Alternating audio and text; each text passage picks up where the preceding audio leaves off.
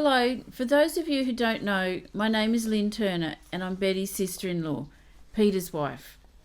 I spoke to Betty many times on the phone, although I only met her once when she came over to the Gold Coast for her sister Joan's 70th birthday. Betty stayed with us for a week or so, and Frankie, our dog, was very protective of Betty and used to sleep near her every night. Frankie also wanted Betty to constantly play with her. Frankie would get so impatient and stamp her little feet at Betty, who would just say, "Go away, dog," because she couldn't remember Frankie's name. Betty's a real sweetie, and we'll all miss her very much. Hello, Bet. I'm assuming that you can see and hear this. I need to tell these people something about you. Firstly, our family was thought of as being quite clever, except for me because I was considered to be the dumb sheep of the family. Big brother Graham was a member of the Mensa Club, which is a club for high IQ people, and Dad always thought that he was the smartest of the smart, of course. That being recognised, there is one thing that has always been clear to me. Elizabeth Harcourt Tuxworth, née Turner, was the smartest of all the family by far, and I don't exclude children and grandchildren in that assessment either. Let's take a look. You learned to read at home before you went to school, even though you started school at 4 years old. You had to go to a Catholic convent because regular school wouldn't take children that young.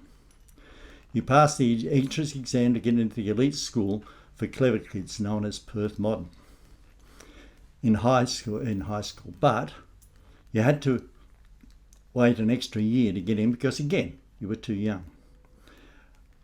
Graham, the smart one, never made it, and Sister Joan only just scraped through. You were a Queen's Guide and a patrol leader, and despite this you were always modest to the point of being shy, and always caring. You once told me that you were walking to catch a bus with the guide captain, and she made the comment, "Of course you're a prefect at your school, aren't you?" You were amazed that Cap would even think such a thing. At school, you were quiet and studious and learned things and got good marks, but otherwise you were hardly noticed. On the other hand, in the right place at the right time and with the right people, you would really shine. At one time, someone was talking to Auntie Connie about Sister Joan. This person said how wonderful and talented and gifted Joan was.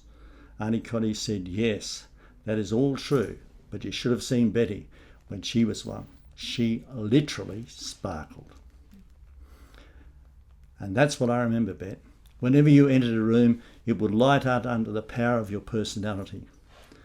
Just to make it clear, Auntie Connie wasn't our real auntie. She was just a special lifelong friend and our mother's bridesmaid, something like Barbara's friend Taylor Maid is to Barbara. So Auntie Connie's observations were for someone outside the family.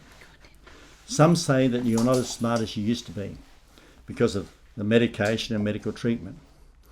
But we know that's not true, don't we, Bet? I came over for Barbara and Ian's wedding just a little while ago and had a chance to talk to you.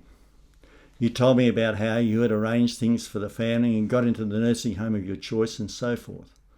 I said, "You always were the smartest in the family." And you made no comment at all. So I asked you why. You said nothing.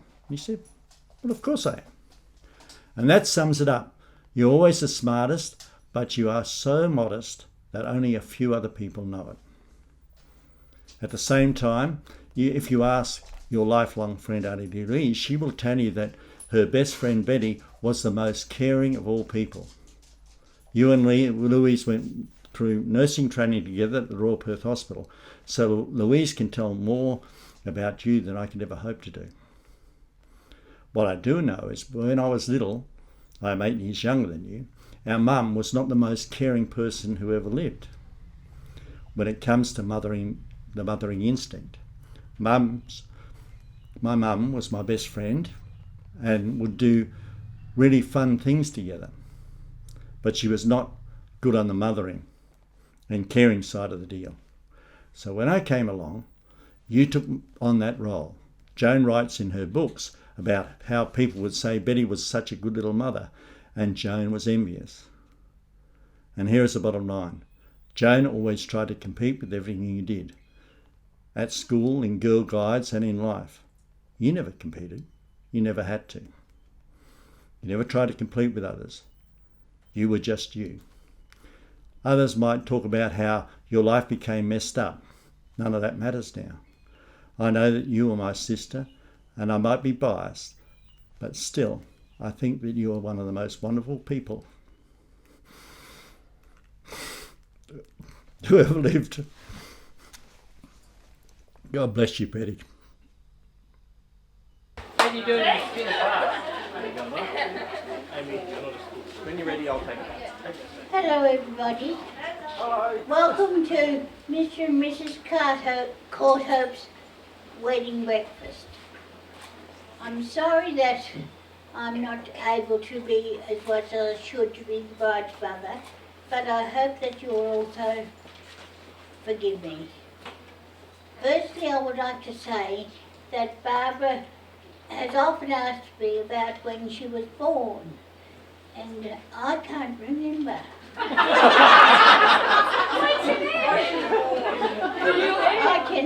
I can remember, I can tell you all sorts of stories about when Tim was born, and a particular story about when Helen was born. But you won't. But I can't remember when Barbara was born, not even the time of the day it was. But anyway, she still grew up. As she grew up, she became to be a very sprightly little girl. And she walked early, and when we were living in Rockhampton, she climbed right up to the back stairs of the house. When we didn't know where she had gone, she could hardly walk, but she could climb up about 20 steps to get to the top. And then she also, when she grew up a lot longer, we were living in Bunbury, and she, pardon me, she was doing dancing, and each year she took a different part in the concert, and Taylor has got a picture of each of her costumes that she had when she was dancing, and you can all go and have a look at them afterwards. And I made each of those costumes for her when she was doing her dancing lessons. And so I'll hand over now to Tim to tell you some more about living with Barbara. Well done.